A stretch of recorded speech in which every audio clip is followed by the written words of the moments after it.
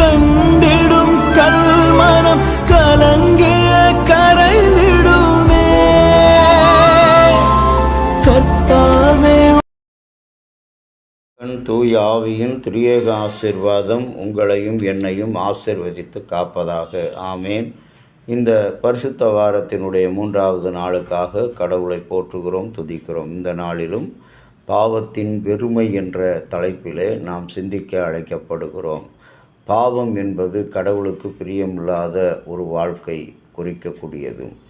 இன்றைக்கு உள்ளத்தாலும் உடலாலும் நாம் பாவம் செய்கிறதை விட நாம் உள்ளத்தால் செய்கிற பாவம்தான் நம்மை சீரழிக்கிறது, அழிக்கிறது, பிறருடைய வாழ்க்கையை கெடுக்கிறது. ஆனால் உடலால் செய்கின்ற பாவத்தினால் எந்த ஒரு ஆபத்தும் பிறருக்கு வருவதில்லை. நாம் உடலுக்கு கொடுக்கிற முக்கியத்துவத்தை உள்ளத்திற்கு தருவதில்லை. ஆகவே தான் ஆண்டவராகிய இயேசு தன்னுடைய ஊழியத்தில் சொல்கிறார், முதலாவது தேவனுடைய ராஜ்யத்தை தேடு. ராஜ்யத்தை தேடக்கூடிய அடிப்படையான ஒரு காரியம் இருதயத்தை சுத்தப்படுத்தி ஆண்டவருக்கு நேராக ஒப்புக்கொடுப்பது. அதுதான் கர்த்தருக்கு பிரியமான ஒரு வாழ்க்கை. அன்புக்குரிய இறை மக்களே, பாவத்தை தேவன் வெறுக்கிறார், ஆனால் பாவியை நேசிக்கிறார். ஆவிக்குரிய வாழ்க்கையில் நீங்களும் நானும் வெறுமை உள்ளவர்களாக, இந்த பாவம் என்பது உலகத்தில் அதுதான் மேன்மை என்று சொல்லி பிறருடைய வாழ்க்கையை கெடுக்கிறோம், பிறருடைய முயற்சிகளுக்கு தடையாக இருக்கிறோம், பிறரை நாம் கீழே தள்ளுகிறவர்களாக இருக்கிறோம். இன்றைக்கு நமக்கு நித்திய ஜீவனை கொடுப்பதற்காக பாவிகளில் ஒருவராக எண்ணப்பட்டு பரியாசக்காரராக அவர் கருதப்பட்டு இன்றைக்கு எல்லாருக்கும் முன்னால் ஒரு குற்றவாளியாக, அநீதிக்காரராக என் ஆண்டவராகிய இயேசு சிலுவை சுமக்கிறார். ரோமர் 6ஆம் அதிகாரம் 23வது வசனத்தில் பாவம் என்பது ஒவ்வொரு மனிதனுக்கும் அப்போஸ்தலனாகிய பவுல் தற்காலிகமான ஒரு சுகம்.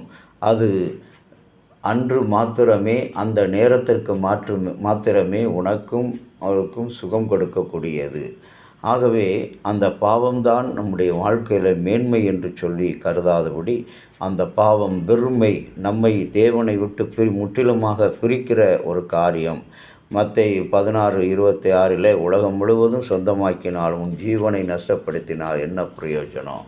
அந்த ஆத்துமா வெறுமையாக்கப்படாதபடி மகிழ்ச்சியோடு மன நிறைவோடு காணப்படுவது தான் அந்த அற்புதமான காரியம். அந்த அற்புதத்துக்கு இந்த நாளிலே என் அன்பு கடவுளுடைய பிள்ளையே, உங்களையும் என்னையும் அர்ப்பணிப்போம்.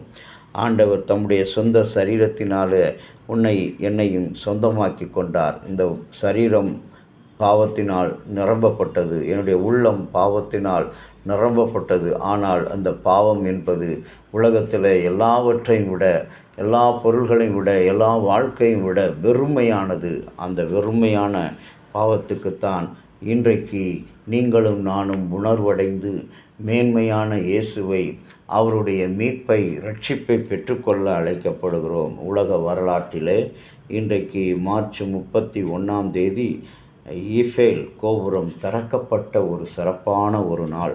பிரெஞ்சு புரட்சியின் போது விழா கொண்டாட்டத்தின் ஒரு பகுதியாக உலக கண்காட்சியில் நுழைகின்ற நுழைவாசலாக அது கட்டப்பட்டது. இந்த ஈஃபேல் கோபுரம் 1889 மார்ச் 31ஆம் தேதி தொடக்க விழா நடைபெற்றது. மே 6 திறக்கப்பட்டது. 300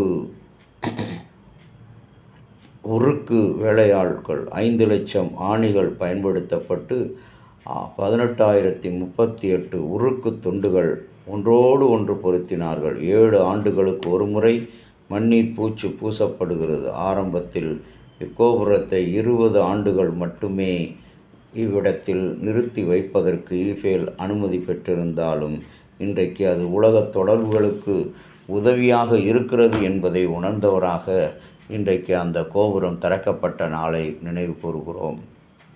இன்றைக்கு நாமும் கூட நம்முடைய பாவத்தின் வெறுமைக்காக பல நிகழ்வுகளை, பல காரியங்களை பார்க்கிறோம்.